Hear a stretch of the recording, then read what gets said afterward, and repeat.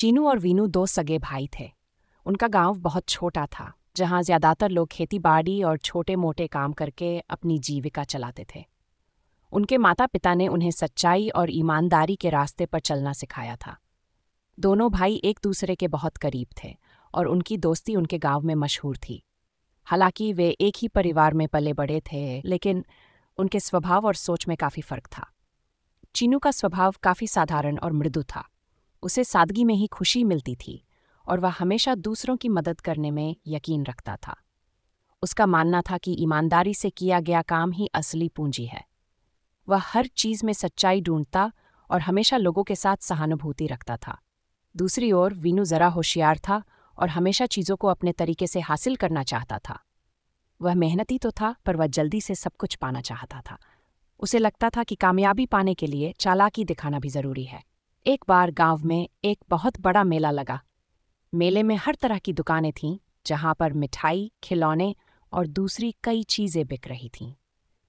चीनू और वीनू दोनों ने मेले में जाने का सोचा और बड़ी उम्मीद से अपनी जेब में थोड़ा सा पैसा रखकर वहां पहुंचे। मेले में पहुंचकर दोनों ने अलग अलग दुकानें देखीं, कुछ खाने पीने का मजा लिया और खुश होकर घूमते रहे। मेले में ही एक जगह पर एक बूढ़े आदमी का स्टॉल लगा हुआ था। वह अपने छोटे से बक्से में बहुत सारे सुंदर पत्थर और मोतियों को बेच रहा था। उस बूढ़े आदमी के चेहरे पर झुर्रियां थीं, लेकिन उसकी मुस्कान बड़ी प्यारी थी। चीनू को उसकी मुस्कान देखकर महसूस हुआ कि वह जरूर बहुत ईमानदार व्यक्ति होगा। चीनू ने उस बूढ़े आदमी से कुछ मोती खरीदने का सोचा। उसने अपनी जेब से पैसे निकाले और कुछ मोती चुने।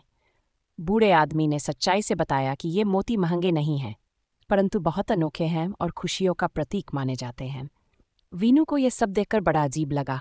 उसने सोचा कि बूढ़ा आदमी बेवकूफ़ बना रहा है और बेकार के पत्थरों को बेचने का बहाना कर रहा है।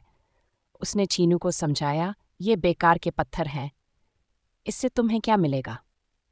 परंतु चीनू ने उसकी बातों पर ध्यान नहीं दिया और बूढ़े से कुछ मोती खरीदकर अपने पास रख लिए।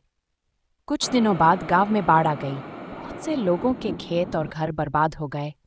लोग परेशान थे और उनके पास रहने या खाने के लिए कुछ नहीं बचा। ऐसे में चीनू और वीनू ने भी अपने घर और खेत के कुछ हिस्सों को खो दिया। इस बाढ़ के बाद गांव के लोग मिलकर मदद करने के लिए जुट गए।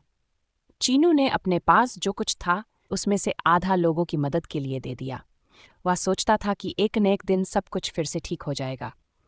वहीं वीनू इस बात से परेशान था कि उसका कितना नुकसान हुआ। उसने दूसरों की मदद करने के बजाय अपने नुकसान की भरपाई के लिए रास्ते ढूंढने शुरू कर दिए। बाढ़ के बाद गांव में हर कोई उस बूढ़े आदमी को भी ढूंढ रहा था, जिसने मेले में अपने अनोखे पत्थर बेचे थे। लोगों का मानना था कि उसके पास कोई जादू था।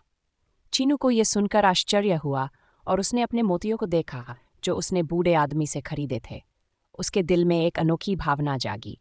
उसे समझ में आया कि वह बूढ़ा आदमी कोई साधारण व्यक्ति नहीं था, बल्कि उसने चीनू को खुशियों की पूंजी दी थी। एक दिन चीनू को एक पत्थर के नीचे एक पर्ची मिली, जिस पर लिखा था, जो सच्चाई और ईमानदारी की मदद करेगा, उसे असली खुशी और समृद्धि मिलेगी।